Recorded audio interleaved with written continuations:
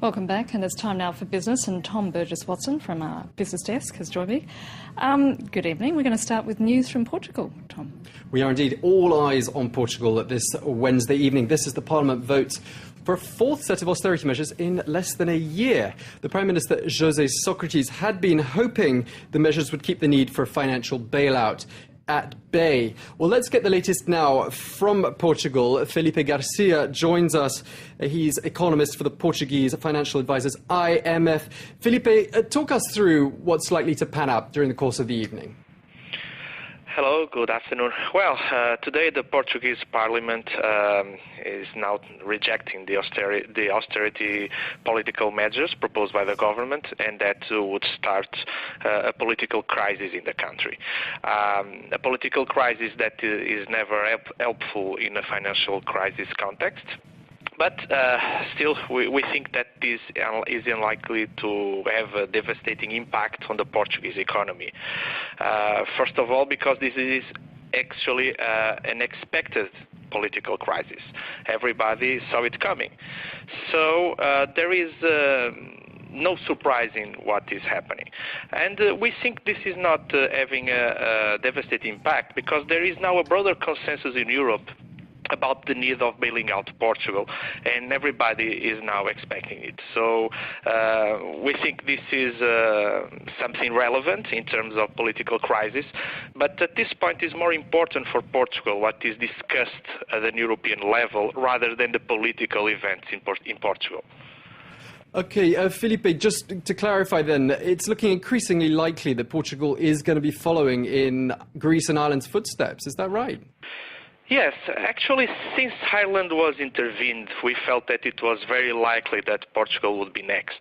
I think the country has been somehow pushed by the markets and even from the European political structures toward a solution involving some kind of external help. There is really this point in common. Portugal at this point is not able anymore to finance itself in the international markets at a sustainable interest rate and at a larger maturities. So that increase the chance of asking for a bailout. And in another hand, the risk of contagion to Spain is now a lot lower. So that made that a bailout is now safer in a European point of view than it was before. The only thing that we think it is going to happen, and that will be different from the other two countries, is that we expect a bit lower interest rates, and we expect that the learning curve that exists already from two previous bailouts will make the life in Portugal a bit easier even with the bailout. All right, Filipe Garcia with all the latest from Portugal. Thank you very much indeed. Tom, to Britain now, and the annual budget was unveiled there on Wednesday. Were there any surprises? Well, a lot of the bad news, Annette, has already been broken during the course of the emergency budget, which was unveiled last year. Plus, back in January, the sales tax, or VAT as it's known in Britain, was already increased to 20% back in January. Now, that gave the Chancellor of the Exchequer, George Osborne, a few business-friendly measures to present, cuts to corporate tax and tax breaks for small businesses. Motorists are going to be glad with this latest budget, because they'll see 1p slashed off the price per litre of petrol. Not such good news for smokers and drinkers. An increase of about 4p on every pint will be increased to the prices there.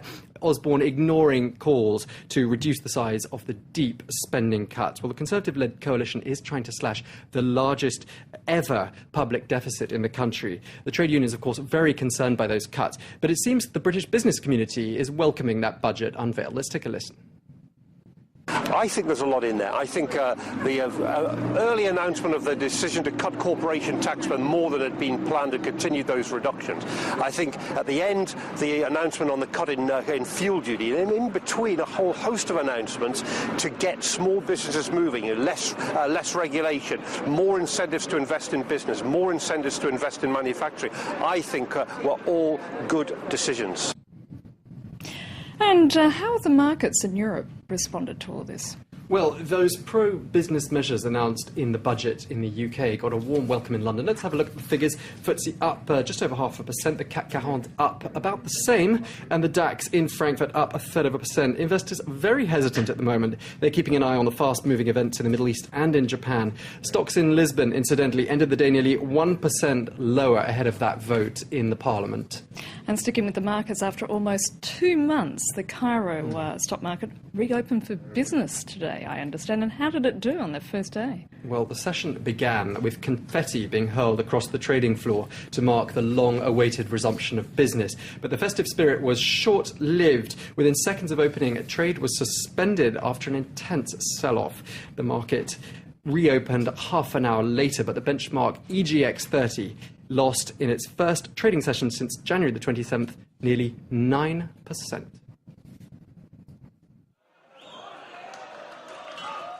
Egypt's finance minister hit the opening bell and there was confetti on the trading floor. It was meant to be a new beginning for the stock market and for Egypt's economy. The revolution forced it to close its doors for 2 months, but the Cairo Stock Exchange was already in trouble. In January, it lost a historic $12 billion in 48 hours. A few minutes before the opening on Wednesday morning, even its keenest advocates were cautious. I think what I advise, stick to your papers, don't rush to sell. You may regret it, but go on buying, This is the time to buy it. Traders didn't follow his advice. Soon after opening, the session was suspended for half an hour because losses were too high. Worried investors are keen to get rid of their shares. A bad day that ended low with a 9% fall. The exchange's new head tried to make the best of it. The Egyptian investor will support the Egyptian market. Not only the Egyptian, all the investors who work in the Egyptian market and they get money. The government is trying to calm the market, promising measures to support the stock exchange and protect small investors. According to one Egyptian investment bank, the index could still lose as much as 30% in the next few weeks. A return to political stability should help stem the fall. OK, and finally to Japan, Tom, and obviously the devastating earthquake and subsequent tsunami is having its toll on many industries in that country, isn't it? Absolutely. Well, you've seen, we were talking in the last couple of weeks about the sort of estimates as to what the total bill might be for the repair to all that damage in Japan. Last week they're talking about $200 billion as a repair bill. This week they're talking about $300 billion for the repair bill. Now the fishing industry is one industry that's been really hard hit in Japan on the supply side. Entire fishing communities were destroyed, and the damage was so severe that some communities were cut off entirely, and some seafood is going to be cut off entirely for years to come. On the demand side, there's news out there that there is radiation in the sea around the crippled Fukushima nuclear reactor, and that's sent demand for seafood plummeting, and that's an important industry in the country. Certainly is. Tom Burgess-Watson, thank you so much for that. And that's it from us here in the newsroom. Stay tuned for more news and headlines coming up shortly with my colleague, Mark Owen.